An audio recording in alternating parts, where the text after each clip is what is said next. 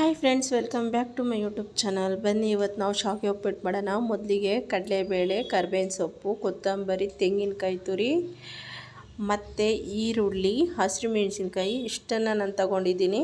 ಮತ್ತು SRS brand ಶಾವಿಗೆ ತೊಗೊಂಡಿದ್ದೀನಿ. ಇದು ಉರಿಯೋ ಹಾಗಿಲ್ಲ, ಹಾಗೆ ಡೈರೆಕ್ಟಾಗಿ ಮಾಡೋದು. ಮೊದಲಿಗೆ ನಾನಿಲ್ಲಿ ಎಣ್ಣೆಯನ್ನು ಹಾಕ್ತಾಯಿದ್ದೀನಿ.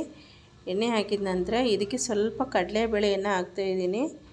ನೋಡಿ, ಕಡಲೆಬೇಳೆ ಹಾಕ್ಬಿಟ್ಟು ಸ್ವಲ್ಪ ಇದು ಚೆನ್ನಾಗಿ ಕೆಂಪಗಾಗೋವರೆಗೂ ಇದನ್ನು ಫ್ರೈ ಮಾಡಬೇಕು ನಾವು. ಈಗ ಫ್ರೈ ಆಗ್ತಾ ಇದೆ.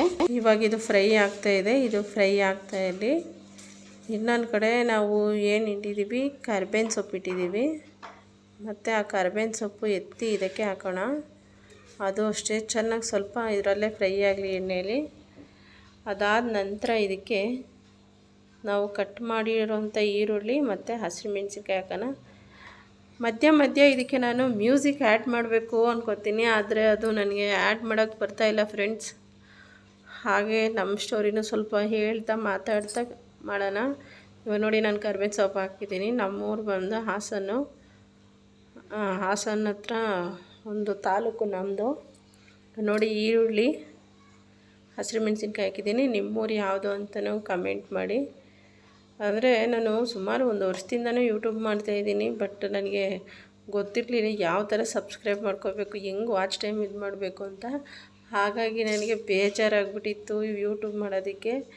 ಮತ್ತೆ ಹೇಗೋ ಸ್ವಲ್ಪ ನೋಡೋಣ ಅಂತ ಹೇಳ್ಬಿಟ್ಟು ಮತ್ತೆ ಮಾಡ್ತಾಯಿದ್ದೀನಿ.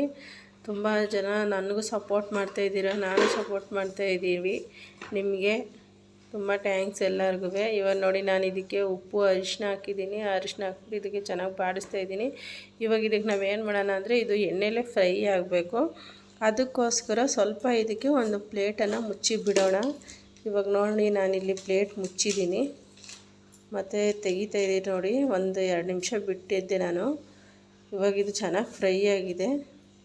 ಇವಾಗ ನಾವೇನು ಮಾಡಬೇಕು ಅನ್ನೋದಕ್ಕೆ, ಇದಕ್ಕೆ ಎಷ್ಟು ನೀರು ಬೇಕು ಅಷ್ಟು ನೀರನ್ನು ಸಹ ನಾವಿಲ್ಲಿ ಹಾಕ್ಕೋಬೇಕು. ಅಂದರೆ ಇದು ನಾವು ಶಾವಿಗೆ ಹುರ್ದಿರಲ್ಲ, ಡೈರೆಕ್ಟ್ ಅದೇ ಥರ ಮಾಡೋದು.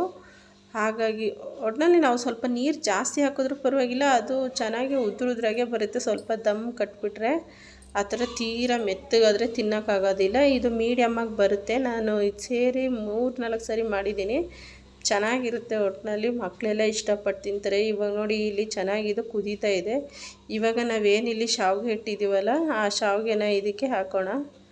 ಶಾವಿಗೆ ಹಾಕ್ಬಿಟ್ಟು ಏನು ಅಷ್ಟೊಂದೇನು ತಿರುಗ್ಸೋದು ಬೇಡ, ಸುಮ್ಮನೆ ಸಿಂಪಲಾಗಿ ಒಂದು ಸ್ವಲ್ಪ ಸ್ಪೂನಲ್ಲಿ ಆಡಿಸ್ಬಿಟ್ಟು ಇದಕ್ಕೆ ಪ್ಲೇಟ್ ಮುಚ್ಚಿಬಿಟ್ರೆ ಸಾಕು.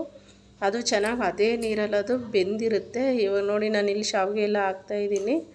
ಇದನ್ನೆಲ್ಲ ಹಾಕ್ಬಿಟ್ಟು ಇವಾಗ ಸುಮ್ಮನೆ ಅದೇನು ತಿರ್ಗ ಮಾಡೋದೇನು ಬೇಡ, ಅದೇ ಥರ ಈ ಸ್ಪೂನಲ್ಲೇ ಇದು ಮಾಡ್ಬೋದು. ಈಗ ನೋಡಿ, ಇಷ್ಟೇ, ಇದು ಜಾಸ್ತಿ ಕಲಸೋದೆಲ್ಲ ಏನೂ ಇರೋಲ್ಲ, ಅದರಲ್ಲೇ ಬೆಂದುಬಿಡುತ್ತದು. ಇವಾಗ ನಾನು ಇದಕ್ಕೆ ಮುಚ್ಚಳವನ್ನು ಮುಚ್ತಾಯಿದ್ದೀನಿ. ಮುಚ್ಚಳ ಮುಚ್ಚಿದ ನಂತರ ಒಂದು 5 ನಿಮಿಷನೂ ಬಿಟ್ಟು ತೆಗೆದು ನೋಡಿದ್ರೆ ಇದು ನೋಡಿ ಈ ಥರ ಆಗಿರುತ್ತೆ. ಇವಾಗ ನಾನು ಇದಕ್ಕೆ ತುರಿದಿರೋ ಕಾಯಿ ಮತ್ತು ಕೊತ್ತಂಬರಿ ಸೊಪ್ಪನ್ನು ಸಹ ಇಲ್ಲಿ ಹಾಕ್ತಾಯಿದ್ದೀನಿ. ಹಾಕ್ಬಿಟ್ಟು ಸ್ವಲ್ಪ ತಿರುಗಿಸ್ಬಿಟ್ಟು ಇದು ಮಾಡಿದ್ರೆ ಅದು ರೆಡಿಯಾಗಿರುತ್ತೆ. ಇದನ್ನು ಹಾಕಿದ ನಂತರ ಸ್ವಲ್ಪ ಹೊತ್ತು ಬಿಡಬೇಕು. ಇದು ಬಿಟ್ಟಾದ ನಂತರ ಇವಾಗ ನೋಡಿ ಯಾವ ಥರ ಆಗ್ತಾಯಿದೆ ಅಂತ ಹೇಳ್ಬಿಟ್ಟು, ಅದು ನೀರು ಎಷ್ಟೋ ಕಮ್ಮಿ ಆಗೋಗ್ಬಿಟ್ಟಿದೆ ನಾನು ಹಾಕಿರೋದು. ಇಷ್ಟೇ, ತುಂಬ ಈಸಿಯಾಗಿ ಬೇಗ ಮಾಡ್ಬೋದು. 1-1/4 ಗಂಟೆಲೆಲ್ಲ ಈ ತಿಂಡಿನ ಮಾಡಿಬಿಡ್ಬೋದು ನಾವು.